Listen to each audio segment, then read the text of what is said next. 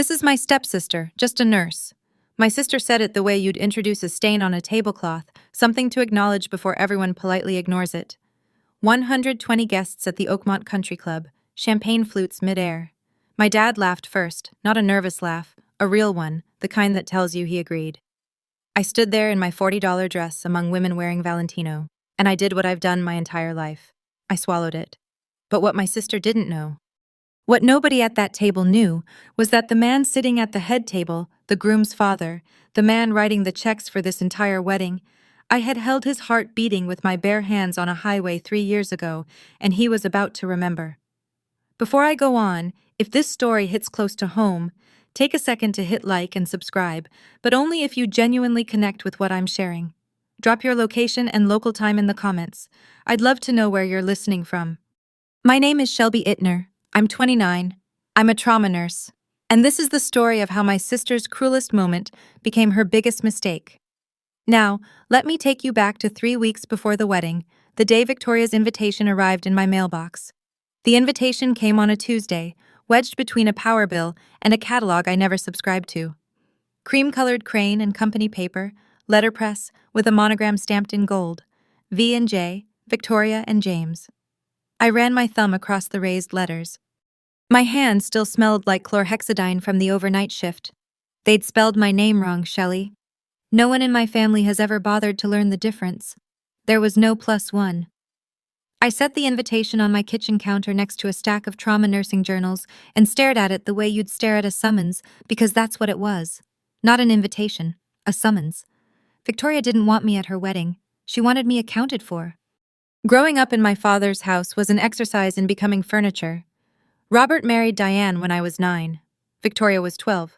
From that first week, the architecture of the family shifted. Victoria's room had a canopy bed and a framed portrait Diane commissioned from a local artist. My room was the old study, repurposed with a cot and a lamp that flickered when the heater kicked on. Victoria's school photos climbed the staircase wall in matching frames. Mine sat in a drawer. Diane introduced Victoria to guests as our daughter. I was Robert's kid from before. And my father? He let it happen every time. I called him every Sunday like clockwork. He'd pick up, say, "Hey, Shell, talk for 90 seconds, then I'll call you back." He never did. 3 months could pass without hearing his voice. And when I'd finally dial again, he'd answer like no time had gone by, like I wasn't someone worth keeping track of. So, when Victoria's invitation arrived, my name misspelled. No guest. I almost threw it away. Almost. Then my phone rang, and it was him. "Victoria wants you there," my father said. His voice had that rehearsed warmth he only used when someone was listening. It would mean a lot. I should have known. When my father calls, it's never for me. It's always for whatever Victoria needs. I looked up the Harringtons that night, sitting cross-legged on my apartment floor with my laptop balanced on a stack of pathophysiology textbooks. Richard Harrington, 63, started as a construction laborer in his 20s, built a real estate development firm from a single duplex rehab into a company that had reshaped half the commercial corridor in Fairfield County. Self-made, the kind of man magazine profiles describe as unpretentious wealth. His son James was a corporate attorney, Georgetown Law, junior partner at a mid-sized firm downtown, good-looking in that clean, careful way. Victoria had been dating James for 2 years, and in that time, she'd constructed an entire mythology around our family. I pieced it together from her Instagram, the account she'd never let me follow, but never bothered to make private. Curated photos of Sunday family brunch at restaurants I'd never been invited to. Robert in a blazer she'd picked out, Diane with fresh highlights, candles on the table. The captions read like ad copy. Nothing matters more than family. The comments were a chorus. Your family is goals. So blessed. One photo had 47 likes. I wasn't in a single frame. Robert managed an Ace Hardware in Milford. Victoria told the Harringtons he was in the hardware industry. Diane used to cater small neighborhood events, sheet cakes and chafing dishes, and Victoria had repackaged her as someone who ran her own catering company. Everything about our family was a renovation, new paint over rotten studs. I found out later from James himself that Victoria had given the Harringtons a specific instruction about me. I overheard her telling Diane on the phone the week before the brunch, "We need her there for the family photo. After that, keep her invisible." The word landed like a closed fist. Invisible. That had always been the assignment. Here's the thing about being invisible at home. You learn to become essential somewhere else. My shift at St. Luke's Regional started at 7 a.m. and didn't end until the board was clear, which usually meant 19 hours later. That particular week, the week before Victoria's pre-wedding brunch, I worked 4 back-to-back 12 hours, 3 codes, 1 pediatric trauma that I still think about when the department goes quiet, a 60-year-old man whose heart stopped in the waiting room. I had my hands on his chest before the crash cart rolled in, and he walked out 5 days later carrying flowers for his wife. No one at St. Luke's cared whom my stepsister was marrying. They cared whether my IV lines were clean and my assessments were sharp. Doctor Ellen Marsh, the attending who ran our ER like a submarine captain, had nominated me for the Nursing Excellence Award the year before. I'd won. The plaque sat in my locker at work. I never brought it home. I never posted about it. I never told my family. The one time I tried, the one time I mentioned to Victoria that I'd been nominated for something, she'd tilted her head and smiled. That's cute. Do they give real awards to nurses? Diane had laughed from the kitchen. Robert had said nothing. So I stopped sharing. I let my work exist where it mattered, in patient charts, in discharge summaries, in the quiet nod from a surgeon who knew I'd caught something he'd missed. The biggest case of my career had happened 3 years earlier. An 18-wheeler jackknifed on I-95 during a rainstorm. Multiple vehicles. I was driving home from a double shift when I came on the wreckage. What happened in those 47 minutes on that highway changed everything. But I'll get to that. In the ER, nobody asks what your family thinks of you. They just need your hands to be steady. The pre-wedding brunch was held at the Harrington Estate, a stone colonial on 4 acres with a circular drive and hedgerows trimmed so precisely they looked architectural. I parked my Honda Civic between a Porsche Cayenne and a Mercedes S-Class and sat in the car for 2 full minutes, hands on the wheel, telling myself this was just one afternoon. Inside, everything smelled like fresh-cut peonies and old money. Caterers moved through the rooms with silver trays. Victoria had positioned herself at the center of the living room, magnetic, laughing at something Margaret Harrington said, her hand resting on James's arm like she'd been born there. I needed the restroom. A caterer pointed me down a hallway past what turned out to be Richard Harrington's study. The door was open. I didn't mean to stop, but the walls caught me. Floor-to-ceiling bookshelves. A cherry wood desk with a decanter of something amber, Macallan, I'd later learn, the 18-year. Framed business awards lined the shelves, and in the center of them, given more prominence than any deal tombstone or industry plaque, was a photograph. A man in a hospital bed, oxygen tubing, bruises across his jaw. Besides the frame, a small card, handwritten, that read, "To the Angel on I-95." Next to it, a clipped newspaper article from the Fairfield County Register. The headline, "Local businessman survives horrific highway crash thanks to off-duty nurse." I looked at the photo. The man's face was swollen, half covered in gauze. I didn't recognize him. I process hundreds of patients a year, and 3 years is a long time. Faces blur, details dissolve. I glanced at the article, but didn't read past the headline. Then, Richard Harrington walked in behind me. "That's my 2nd birthday," he said, nodding at the photo. "The day someone gave me my life back." I smiled politely. "That's incredible." He looked at me, held the look a beat longer than comfortable. Then Margaret called him from down the hall, and the moment broke. Victoria appeared at my elbow. "Stop bothering Mr. Harrington," she hissed. "Come on!" She pulled me away before I could say another word. The brunch introductions happened in the garden under a pergola heavy with wisteria. Victoria moved through them like a press secretary, poised, efficient, every sentence polished to a shine. My mother, Diane, she ran her own catering business before she retired. Diane beamed. Richard nodded, impressed. My stepfather, Robert, he's been in the hardware industry for over 20 years. Robert straightened his borrowed blazer and shook Richard's hand too firmly. Then, Victoria moved to the next cluster of guests without pausing. She skipped me entirely. I was standing 3 feet away, holding a glass of sparkling water, and she turned her body like I was a pillar. Margaret Harrington noticed. She extended her hand toward me. "And who's this?"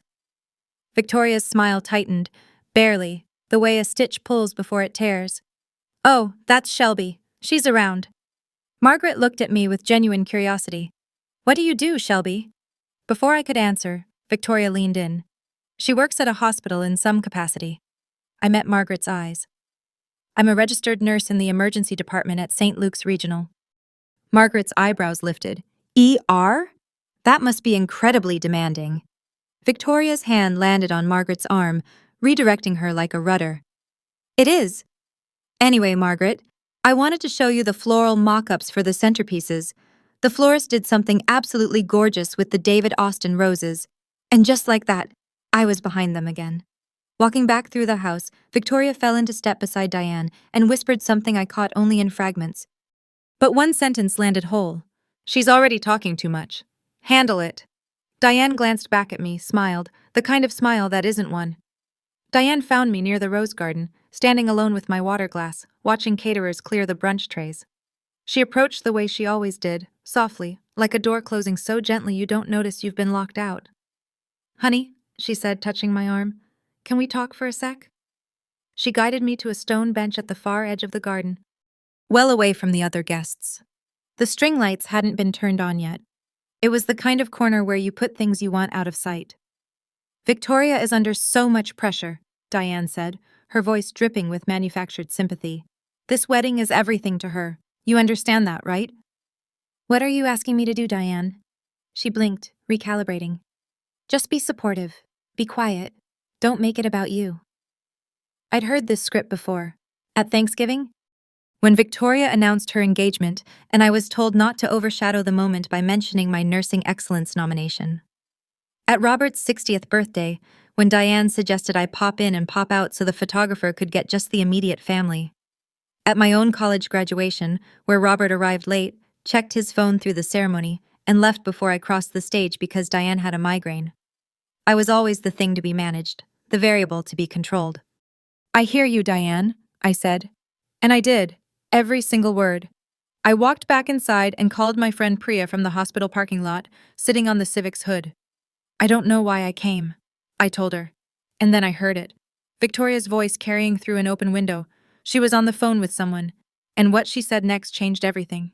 No, I told the Harringtons she has issues. Emotional stuff. They won't ask questions. I sat there. I heard every word. And I felt something in my chest rearrange. Not break. Shift. Issues. Emotional stuff. The words replayed in my head for the rest of that day. I drove home from the brunch with the windows down, air pushing at my face like it could strip the conversation from my skin. It didn't. 2 days later, the confirmation came by accident. I was at the rehearsal walkthrough, a quick session at the Oakmont Country Club to time the processional, and I'd stepped outside for air. James was on the patio talking with his college friend, a groomsman named Tyler. They didn't see me around the corner. Yeah, James said, casual, almost offhand. Victoria's stepsister has some personal issues. Victoria doesn't like to talk about it. It's sad. Tyler murmured something sympathetic. James continued. The family tries to keep it low-key. You know, supportive from a distance. Supportive from a distance. That was the phrase Victoria had packaged for public consumption. She hadn't just excluded me, she'd rewritten me. In the Harrington family's minds, I wasn't someone being pushed aside. I was someone gently quarantined, the kind tragic stepsister with problems nobody wants to discuss at dinner. That night, I called my father. No preamble. Did you know Victoria told the Harringtons I have mental health issues? Silence, then a sigh. The specific sigh Robert uses when he's been caught and wants to sound tired instead of guilty. She's just protecting the family image, Shelby. Don't make a scene. Protecting the family image from what? From me? You're twisting this. Did you go along with it? He didn't answer, which was an answer. I looked at my father, at the man wearing the Allen Edmonds shoes Victoria had bought him, the suit Diane had picked, the talking points his stepdaughter had scripted, and I understood something I'd been avoiding for 20 years. He hadn't just let her erase me. He'd helped. The rehearsal dinner was the following Friday, the Oakmont Country Club. 120 guests. Crystal chandeliers that threw little rainbows across the ceiling. A live string quartet playing Debussy. Place cards in Hermes orange, hand-calligraphed. The kind of event where even the napkin folds had a name. I arrived 20 minutes early because I didn't know what else to do with the anxiety. I wore a navy dress I'd found at Target for $39. Simple, clean lines. No jewelry except my mother's pearl earrings. 2 small, luminous studs that she'd worn every day until the cancer took her when I was 7. They were the only thing of hers I had left. The seating chart was mounted on an easel near the entrance, framed in gold, I found my name misspelled again at table 14, the last table, closest to the kitchen doors. I would be sitting with the babysitter, a distant colleague of Diane's, and an empty chair. Victoria had been thorough. I walked in alone. Women in Valentino and Cartier moved around me like water around a stone. Diane spotted me from across the room and made a quick scan, head to toe, 3 seconds flat. Then she leaned toward Victoria and murmured something. Victoria glanced over her shoulder, looked at me, and turned away. I read her lips, 2 words. She's fine. Meaning, she's plain enough not to cause problems. I sat at table 14, unfolded my napkin, looked at the menu: Chilean sea bass, roasted endive, creme brulee. Each entree probably cost more than what I made in 3 shifts. Victoria took the stage 20 minutes later, mic in hand, crystal encrusted, rented for the occasion. The room quieted, and then she began the introductions. I knew what was coming. What I didn't know was who was watching. Victoria started with Diane, my mother, the woman who taught me everything about grace and resilience. The room clapped. Diane pressed a hand to her chest like she'd just been crowned. Then Robert, my stepfather. Robert, the man who gave me a real family. Robert's eyes went glassy. He raised his glass. The room followed. Then her bridesmaids, her college roommate, her boss at the wedding planning firm. Each introduction was a small coronation, polished, warm, designed to impress the Harringtons sitting at the head table. And then she turned to table 14. And this, she paused. The pause was practiced. I knew it because I knew Victoria, and she never left silence unscripted. This is my stepsister Shelby. She's another pause, a tilt of the head, a performative little smile. Just a nurse. She said just the way you'd say only, like an apology for something that couldn't be helped. Then quickly, anyway, my father laughed. A real full laugh, the kind you give when a joke lands exactly right. Diane smirked, one corner of her mouth lifting in satisfaction like a box had been checked. A few guests laughed along, not out of cruelty, just reflex. When the bride laughs, the room follows. 120 people looked at me for 3 seconds. Then the conversation resumed, and I dissolved back into the wallpaper. I sat with my hands folded under the table, fingers pressed into my palms so hard I'd find half-moon marks later. I didn't cry. I didn't stand. I didn't leave. But I noticed something. At the head table, one person wasn't laughing. Richard Harrington. He was staring at me. His champagne glass was untouched. He leaned toward Margaret and said something I couldn't hear. Then he turned to James, and I saw his lips move around 5 words. That girl, I've seen her before. Victoria's toast came 30 minutes later. She held the crystal mic like a scepter, backlit by the chandeliers, her silhouette cut against a wall of white roses. I want to tell a story about family, she said, smiling at the room. Growing up, my little stepsister always wanted to help people. She'd bandage the dog. She'd make ice packs for scraped knees. Polite laughter. I guess she eventually found her level. The room chuckled. Robert raised his glass. Diane touched her collarbone and smiled with her eyes closed as if savoring music. I sat at table 14 with my hands wrapped around a water glass. The babysitter beside me, a college sophomore named Grace, glanced at me sideways with the expression people wear when they know they're witnessing something ugly and don't want to get involved. After the toast, a woman from Victoria's side approached my table. Blonde. Mid-40s, cocktail rings on 3 fingers. So, you're the stepsister? What do you do? Like, empty bedpans? She laughed at her own joke before I could respond. I looked at her. Among other things, last Tuesday I assisted in an emergency thoracotomy. We cracked a man's chest open in the trauma bay and repaired a lacerated ventricle. He lived. The woman's smile collapsed. She opened her mouth, found nothing, and excused herself. Victoria materialized within seconds. Shelby, don't bore people with work stories. I said nothing. I didn't need to. The silence after the word lived had done the work for me. But across the room, I noticed something shift. James, standing near the bar, was watching his fiancée with an expression I'd never seen on him before, a faint crease between his eyebrows. The beginning of a question he didn't know how to ask yet. Victoria cornered me in the powder room an hour later. White marble countertops, Aesop soap dispensers, monogrammed linen towels folded into fans. She closed the door behind her and the sound was very final. Listen to me. Her voice was flat and clean, stripped of the performance she wore in public. Tomorrow is my wedding. My wedding. You will sit. You will smile. You will say nothing. Don't talk to the Harringtons. Don't talk about your job. Don't talk. Period. I met her eyes in the gold-framed mirror. Why did you tell them I have mental health issues, Victoria? She didn't flinch. Didn't deny it. I told them what they needed to hear. You lied about me. I managed the narrative. You think the Harringtons would accept this family as is? A hardware store manager and a nurse? She said nurse the way someone might say rash. I'm building something here. This wedding is the most important day of my life. Don't destroy it. You're asking me to pretend I don't exist. I'm asking you to know your place. Know your place. 3 words. The same 3 words my family had been telling me in different ways for 20 years. Through empty chairs and misspelled names and borrowed suits and photo crops, Victoria was just the first one to say them out loud. The door opened. Diane's face appeared, smooth and alert. Everything okay in here? Just sister stuff, Victoria said lightly.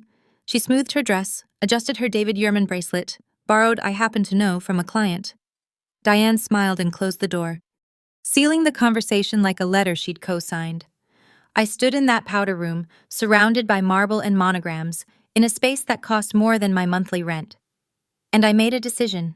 I didn't know what shape it would take. I only knew that tomorrow, for the first time, I was not going to be silent. I left the rehearsal dinner early. No one noticed. I in my Civic in the Oakmont Country Club parking lot, wedged between a Porsche Macan and a black Range Rover, with the engine off and my hands on the wheel. The keychain charm that said RN, a gift from the ER team after my first year, caught the streetlight and threw a tiny reflection onto the dashboard. I could drive home. I could skip the wedding. I could let Victoria have her perfect day and go back to the ER where people actually needed me, where my name was spelled correctly on every chart I signed. Nobody in that ballroom would miss me. That was the entire point of Table 14. I called Dr. Ellen Marsh. She picked up on the second ring. She always did, even off shift, because that's who Ellen was. They called you just a nurse? Her voice was steady, the way a scalpel is steady. Shelby, you've saved more lives in 1 year than most people do in a lifetime. Don't let anyone shrink you.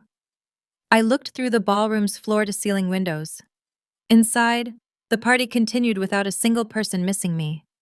And then I saw Richard Harrington.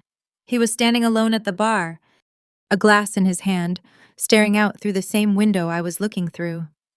For a moment, our eyes met across the glass in the parking lot and the distance between what I was and what they thought I was. Then my phone buzzed, a text from a number I didn't recognize. This is Margaret Harrington. I got your number from the guest list. I just wanted to say I'm glad you're here tomorrow. Richard was asking about you. I read it 3 times. I didn't understand why she'd sent it. I wouldn't understand until tomorrow. But something in that message, something in the way she'd written Richard was asking about you, told me to stay. I started the engine, but I drove toward home, not away from tomorrow. You know, sitting in that parking lot, I almost drove away. I almost let Victoria win again. And I think a lot of you know that feeling, that moment when your hand is on the steering wheel and you're asking yourself, is it worth it? If you've ever stayed when everything in you wanted to leave, tell me in the comments, what made you stay? And if this story is pulling you in, hit subscribe. The part that changed everything is coming. The wedding was held on the Harrington estate. 200 guests. Flower arrangements flown in from the Netherlands. Peonies, garden roses, trailing jasmine. Victoria wore a Reem Acra bridal gown that caught the September light and turned it into something holy. A string orchestra played during the ceremony. A jazz band warmed up behind the tent for the reception. The whole thing looked like it had been art-directed. I arrived early because I didn't trust myself to arrive at all. Victoria intercepted me in the driveway. Why are you early? Stay out of photos until I call you. She called me once for the full family shot. The photographer positioned me at the far edge behind Diane's shoulder. I'd see the photo later. My face was cropped out of every version Victoria posted. At the reception, I found my seat. Table 18, near the service entrance. 2 of the chairs at my table were empty. Guests who hadn't shown. The tablecloth was slightly wrinkled. The centerpiece had fewer stems than the others. I'd been placed as close to invisible as geometry allowed. But then Richard Harrington appeared.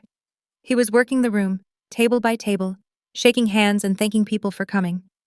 When he reached table 18, he didn't shake my hand. He pulled out a chair and sat down. You know, he said, turning his glass slowly. 3 years ago, I almost died on I-95. A truck hit my car head on. I was pinned, and for 47 minutes before any ambulance arrived, one person kept me alive. He told me about the rain, the broken glass, the woman who crawled through the wreckage and held his head still. She talked to me so I wouldn't lose consciousness. The paramedic said if she hadn't been there, I'd be in a box. Not at this wedding. My heart was hammering, but I still didn't make the connection. 3 years, hundreds of patients, faces blur. He looked at me. I'm sorry, you remind me of someone. Then someone called his name from across the tent, and he stood, squeezed my shoulder, and walked away. Victoria's reception speech was her masterpiece. She stood at the center of the dance floor, a wireless mic in one hand, her other hand pressed to her heart. And she thanked every person who had ever made her feel like she mattered. Diane, my rock, my compass, my first best friend. Robert, my hero, the man who showed me what a real father looks like. Her bridesmaids, her college roommate, her boss, James's groomsmen, the Harringtons, my new family, the people I've been waiting my whole life to find. She thanked the florist, the caterer, the string quartet. She thanked the venue coordinator by first and last name. She did not say my name, not once. Not even in passing. 200 people applauded. Diane nodded with the satisfaction of someone watching a plan execute flawlessly. Robert raised his glass. No one noticed the omission, because you can only notice someone missing if you knew they were supposed to be there. I sat at table 18 with 2 empty chairs and a centerpiece that was already wilting, and I listened to my sister thank every person in her orbit except me. James leaned toward Victoria afterward. You didn't mention Shelby. Victoria touched his cheek. She prefers it that way. Trust me. I went to the restroom, locked the stall, looked at myself in the mirror. My mother's pearl earrings catching the vanity light, my eyes dry, my face completely still. I touched the earrings. Mom would have called my name. Mom would have called it first. The door opened. Margaret Harrington walked in. She saw me. She didn't pretend she hadn't. I noticed you weren't mentioned, she said quietly. Are you okay? I'm used to it. Margaret held my gaze. No one should be used to that. I found my father on the patio leaning against the stone railing with a glass of Macallan 25 poured from the Harringtons' private bar, paid for by the Harringtons' money, held in the Harringtons' crystal. Dad. He turned. There was a flash of something in his eyes. Recognition, maybe? Or the faint discomfort of a man who knows he's about to be asked a question he can't deflect. She didn't say my name in front of 200 people. Robert exhaled through his nose. Shelby, don't do this tonight. It's Victoria's day. When is it my day, Dad? When has it ever been my day? You're being dramatic. This is exactly what Victoria says about. He stopped. About what? That I'm unstable? That I have issues? You told them that too, didn't you? He looked away, down at the garden, at the fairy lights wrapped around the boxwood, at anything that wasn't me. That was his answer. It was always his answer. The look away. The silence, the retreat into some private distance where he didn't have to account for the daughter he'd stopped parenting 2 decades ago. I'm done, I said. He flinched. Not done with this wedding, done waiting for you to see me. I turned and walked back toward the ballroom. He didn't call after me. He didn't follow. He stood on the patio in his borrowed suit, drinking borrowed scotch, and let me go the way he'd let me go every day since he married Diane. The worst pain wasn't being erased by my sister. It was watching my father choose to help her do it. I pushed through the ballroom doors and stopped. Richard Harrington was at the bar, alone, looking at his phone. On the screen, I could see it from where I stood, was a newspaper article. Old, yellowed, and he was staring at it with the kind of focus that precedes recognition. He looked up, looked at me, set the phone down, and started walking toward me. He stopped 2 feet in front of me. His phone was still in his hand, the screen still lit. I could see the article's headline at an angle. Local businessman survives horrific highway crash. The same article that hung framed in his study. Excuse me. His voice was careful, controlled, the way someone speaks when they're holding something fragile. Can I ask you something? Where did you work 3 years ago? St. Luke's Regional, I said. I still do. The ER. It wasn't a question. Yes. Were you on I-95 that night? November 14th? And there it was. The date, The highway. The night that had lived in my body for 3 years, in my hands, in my shoulders, in the way I still flinch when I hear tires lock on wet pavement. Yes, I said. My voice cracked for the first time all night. Richard stood very still. His eyes filled slowly, the way water rises in a basin. Not sudden, not dramatic, just steady and certain. "It's you," he said. "Mr. Harrington. You held my head for 47 minutes in the rain. You talked to me so I wouldn't lose consciousness. You told me about your mother's pearl earrings, that she wore them every day so I'd have something to focus on while I couldn't feel my legs. My hand went to my ear. The pearl stud, Mom's pearl stud, the one I'd been wearing that night on the highway, the one I'd described to a bleeding, trapped stranger to keep him anchored to something gentle while the sirens were still miles away." Richard's gaze dropped to the earring, his jaw tightened, and his voice broke open. "It is you." Then Victoria's voice crackled through the speakers. "Attention, everyone. Time for the father-daughter dance." Richard had to go, but he took my hand, both of his hands around both of mine, and said, "Don't leave, please. I have something to say tonight." For 3 years, he'd been looking for me, and I'd been here, in his son's family, sitting at table 18. The father-daughter dance played out under a canopy of fairy lights. Victoria and Robert moved across the floor to What a Wonderful World, and the room sighed on cue. Victoria rested her head on Robert's shoulder and smiled for the photographer. It was a beautiful image. It was always a beautiful image with Victoria. I stood near the edge of the tent and watched Richard disappear through a side door. He was gone for 12 minutes. I counted. What I learned later, what Richard told me himself, was this. He walked to the far end of the garden, took out his phone, and called St. Luke's Regional Medical Center. The night operator connected him to the ER. Dr. Ellen Marsh was on call. "I'm looking for records of a trauma nurse named Shelby Ittner," Richard said. "She was involved in a multi-vehicle accident on I-95 November 14th, 3 years ago. The patient was Richard Harrington." There was a pause. Then Ellen's voice, steady as always. "Shelby was the lead nurse on scene that night. She stabilized you for 47 minutes before EMS arrived. She received a formal commendation from the hospital. Mr. Harrington, honestly, she saved your life. Can you email me the commendation letter? I can send it right now." 3 minutes later, Richard's phone buzzed. The email arrived from St. Luke's office of the chief nursing officer. Attached, a formal commendation letter signed by the chief of surgery and the hospital director. It described the incident in clinical, precise language.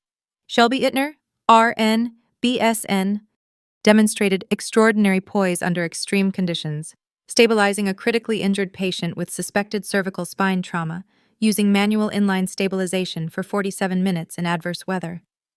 Richard read it twice, closed the email, called Margaret. "I need the mic after the toasts," he said. "I have an announcement." Margaret paused. "What kind of announcement?" "The kind this family needs to hear." I went back to table 18. The dance floor was full now. Victoria was glowing, spinning with James, then with Robert, then with a groomsman. The room orbited around her. Diane was photographing everything, curating the night in real time. I sat alone with the empty chairs and the thinning centerpiece, and my reflection in the blade of a dinner knife. The pearl earrings looked back at me, 2 small points of light in all that dark. Then Margaret Harrington sat down beside me. She didn't announce herself, didn't make a scene. She simply pulled out the chair next to mine at the worst table in the room, placed her clutch on the tablecloth, and settled in like she'd chosen this seat on purpose. Her Loro Piana shawl draped across the back of the chair, understated, expensive, quiet in the way true wealth is quiet. We sat in silence for a while. Then she spoke. "Richard told me about the highway." I looked at her. He remembers more than I expected. He remembers everything. He talks about that nurse every Thanksgiving. Every single one. She folded her hands.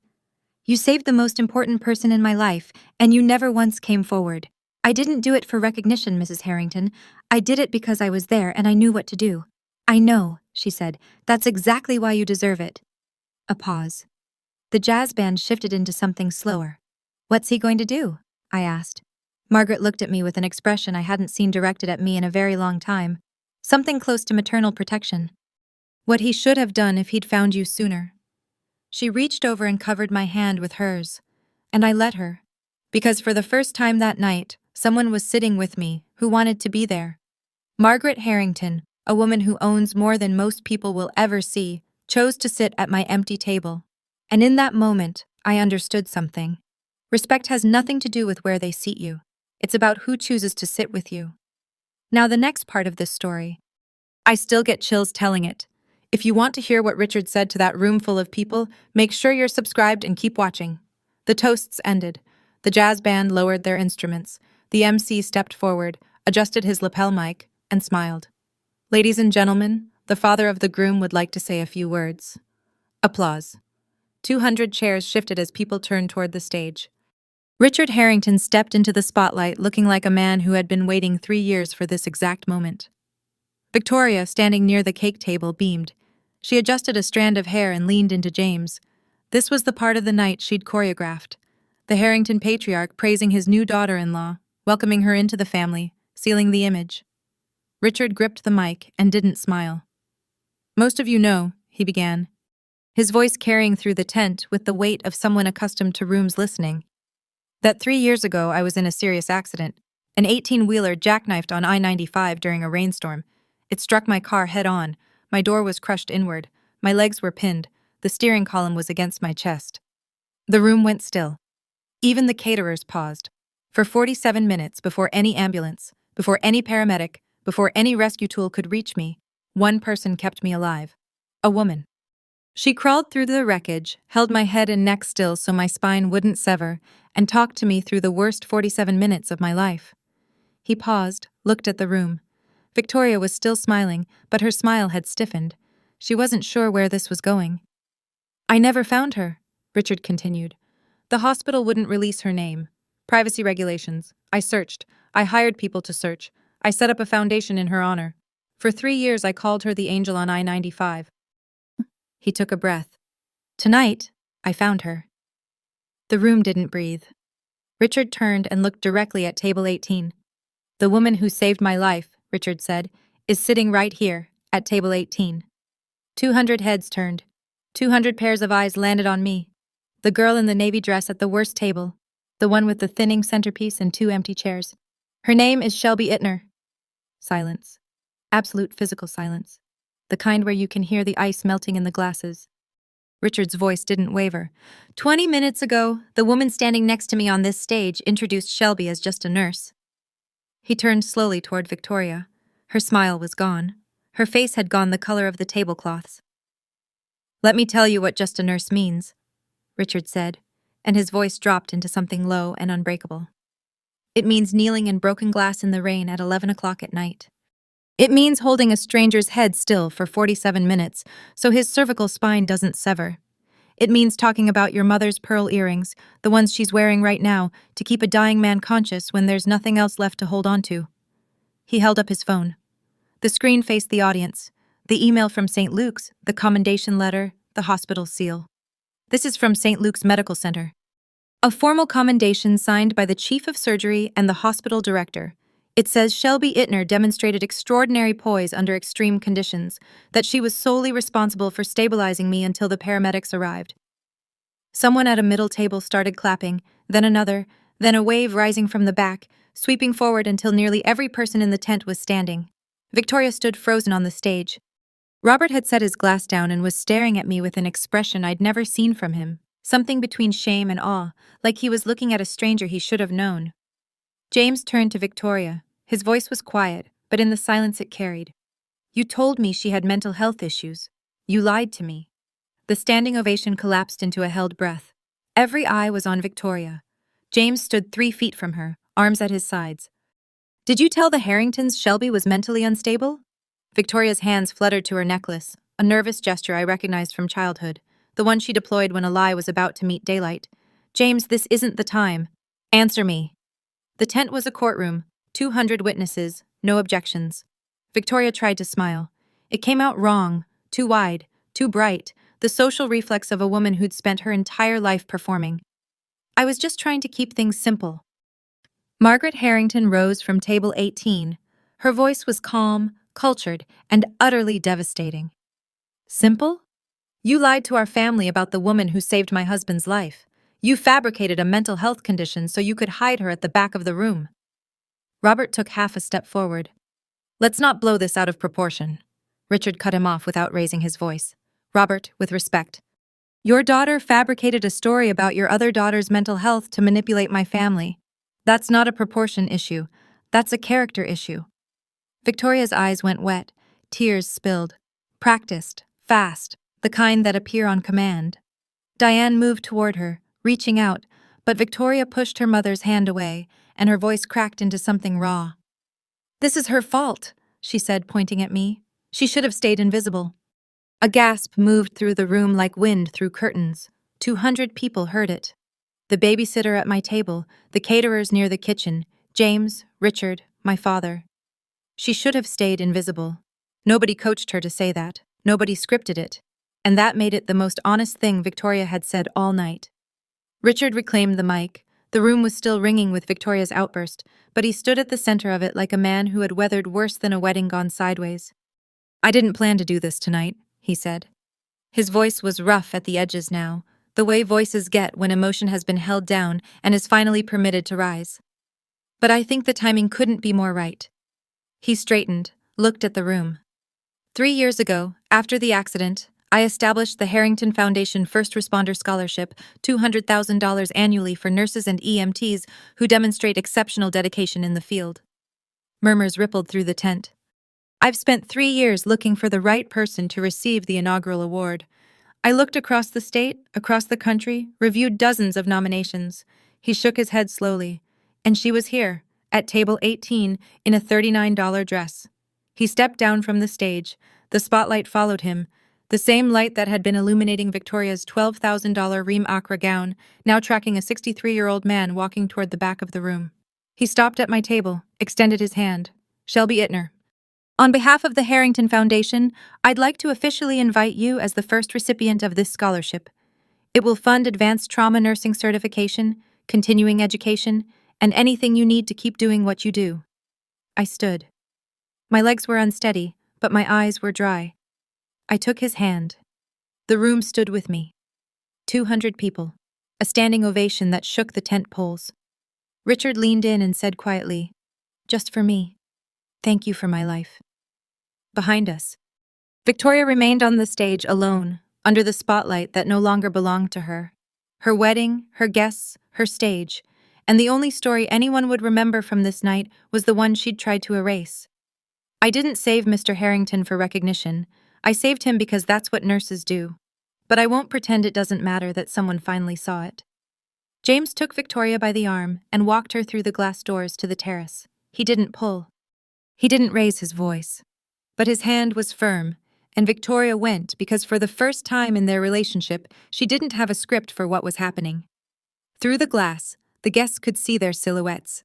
Victoria's arms crossed, James's hands in his pockets, then out, then running through his hair. The body language of a man recalibrating everything he thought he knew. Fragments of the conversation drifted through the cracked door. You told my parents she was unstable, James said. You had me believing my own wife's stepsister was someone to pity. What else have you lied about? Everything I did was for us, James. For our image. Our image? I married you because I thought you were kind. My father almost died, and the person who saved him was sitting in the back of our wedding because you put her there. She's nobody. She's the reason my father walked me down the aisle today. She is somebody. Silence. Then James's voice, lower now but still carrying. Here's what's going to happen. You're going to apologize to Shelby, not later, tonight, in front of the people who watched you humiliate her. James, and Monday morning we're calling a marriage counselor. We start next week. You can't be serious. If I find out you've lied about anything else, anything at all, we're done. Through the glass I watched Victoria's posture change. The confident architecture of her spine softened into something I'd never seen from her, uncertainty. She stood on the other side of the glass in her $12,000 gown, and for the first time the armor wasn't holding. I didn't seek my father out. He found me. I was on the balcony at the far side of the estate, away from the noise, looking out at the garden where fairy lights made everything look like a promise. The night air had cooled, and I could feel it on my bare arms, and I didn't mind because at least it was honest. Shelby. I turned. Robert stood in the doorway, his borrowed suit wrinkled. His face wrecked. He looked like a man who had just watched something collapse and realized he'd been standing on it.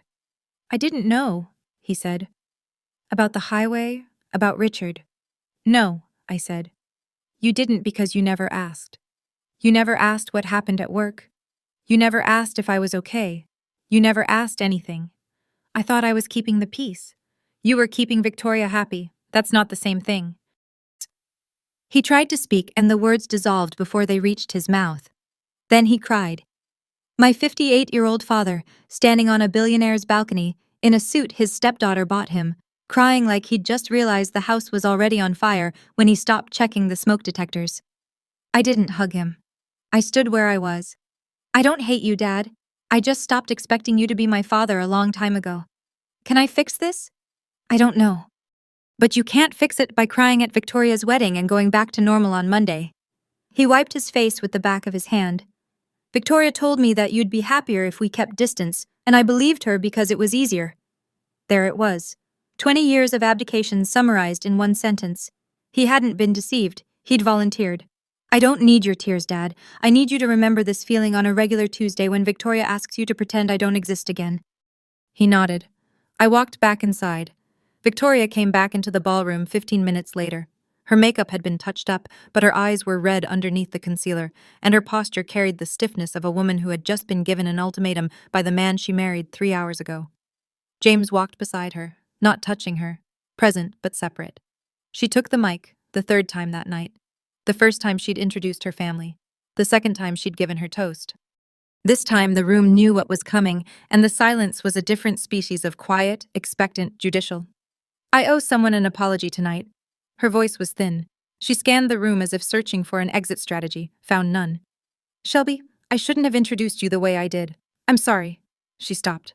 The room waited. You could hear the ice. Margaret spoke from her chair. Her voice was polite, precise, and relentless. And the lies about her mental health?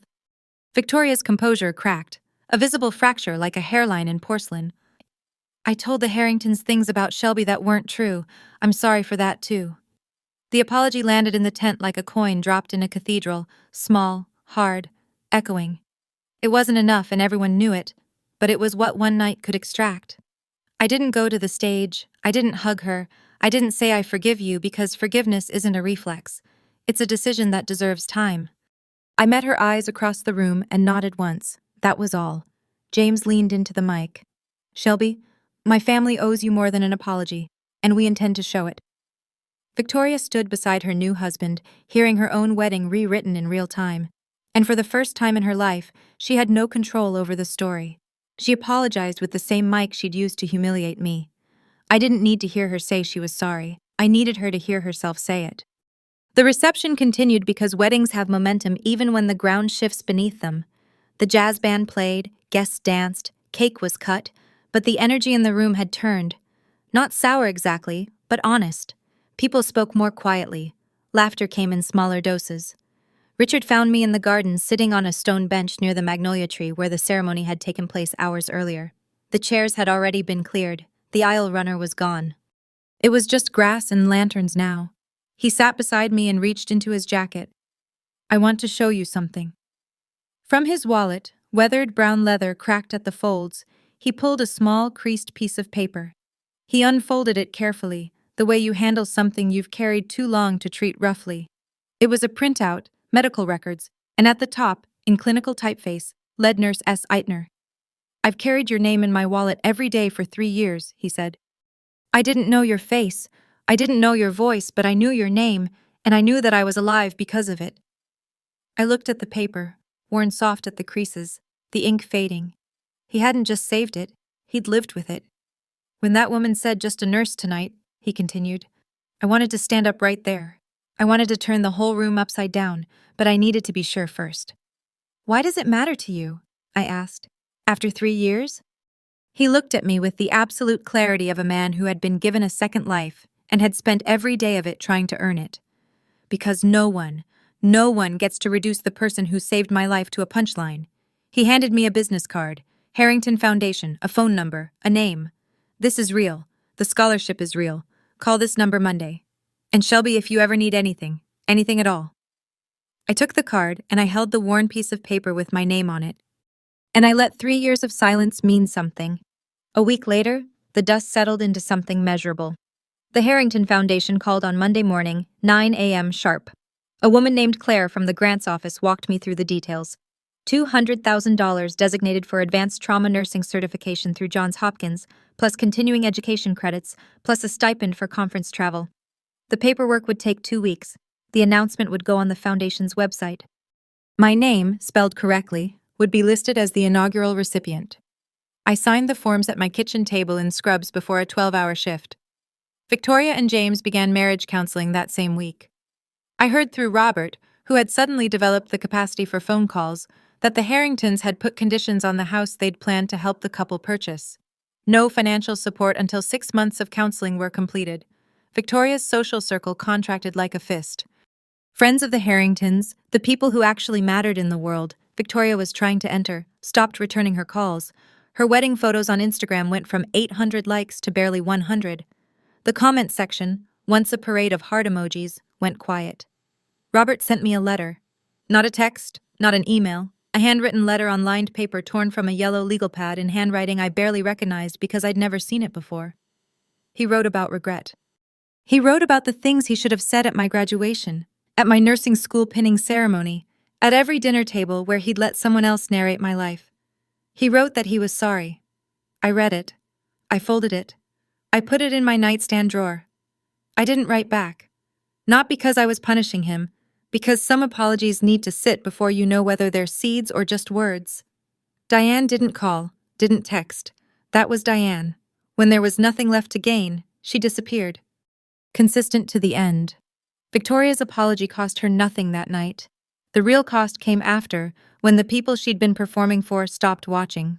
I went back to work the Monday after the wedding, and the ER didn't care about anything that had happened in a tent full of champagne and fairy lights. A construction worker came in with rebar through his forearm. A teenager overdosed in the ambulance bay. A grandmother coded in room 4, and we brought her back. Doctor. Ellen Marsh caught me in the hallway between traumas. She leaned against the wall with her arms crossed and her reading glasses pushed into her hair. Richard Harrington called the hospital again this morning, Shah, she said. Wanted to thank the nursing staff personally. He specifically mentioned you. She paused. He said you're a hero. I'm a nurse, I said. That's more than enough. Ellen smiled, the rare unguarded kind she saves for moments she means. Yeah, it is. I didn't tell my colleagues the full story. I didn't post about it. The same way I'd never posted about the Nursing Excellence Award, or the thoracotomy save, or any of the hundreds of moments that made me who I am. My work lives where it matters, in the charts, in the outcomes, in the patients who walk out the doors they were carried through, but something had shifted, not in the world, in me. I touched my mother's pearl earrings in the locker room mirror before my shift. They'd always been a reminder of what I'd lost. Now they were something else. A thread that connected every version of me. The 7-year-old who lost her mom, the teenager who disappeared into her father's new family, the 26-year-old who knelt on broken glass in the rain and held a stranger's life in her hands, the 29-year-old who sat at table 18 and refused to leave. I didn't plan any of this. I didn't scheme or strategize. I just lived my life, did my job, and eventually the truth caught up. The revenge wasn't what Richard said on that stage. The revenge was 20 years of becoming someone Victoria could never diminish, no matter how hard she tried. Real strength isn't loud. It's the 47 minutes in the rain when nobody's watching. If you're sitting at table 18 in your own family, if someone has told you that your work, your life, your contribution is just anything, I want you to hear this. You are not your family's opinion of you. You are not the worst table at the party. You are what you do when no one's clapping. Last week, I received a card in the mail. Handwritten, cream-colored stationery, thick and heavy the way real paper feels. From Richard Harrington. It was a Thanksgiving invitation. Our table seats 12, he'd written. There's a chair with your name on it, spelled correctly. It was the first time in years someone had invited me to a table where I wasn't an afterthought. I pinned the card to my refrigerator with a magnet shaped like a stethoscope. It sits next to my work schedule and a photo of my mother. The one where she's laughing with her head thrown back, pearl earrings catching the light. I don't know what happens next with my father. I don't know if Victoria will change or just learn to hide the parts of herself that got exposed. I don't know if Diane will ever pick up the phone. But I know this. I'm not waiting for any of them anymore. This morning, I clipped my badge to my scrubs. S. Ittner, RNBSN. I put in my mother's pearl earrings. I drove my Civic to the hospital. I walked into the ER and the charge nurse handed me 3 charts before I'd poured my coffee. My mother used to say, "Help people and the right people will find you." It took 29 years, but she was right. My name is Shelby Ittner. I'm just a nurse. And that's the most powerful thing I've ever been. That's my story. And I know it's long, but if you made it this far, it means something and it spoke to you. So, here's what I want to ask. Do you think Victoria will really change? Or do people like her just learn to hide it better? Drop your answer in the comments. Change or hide? I read every single one. If this story made you feel something, give it a like. It helps more people hear it. And if you want more stories like this, check the description for a playlist that'll keep you going. Thank you for listening. Take care of yourselves. And remember, you are more than what they call you.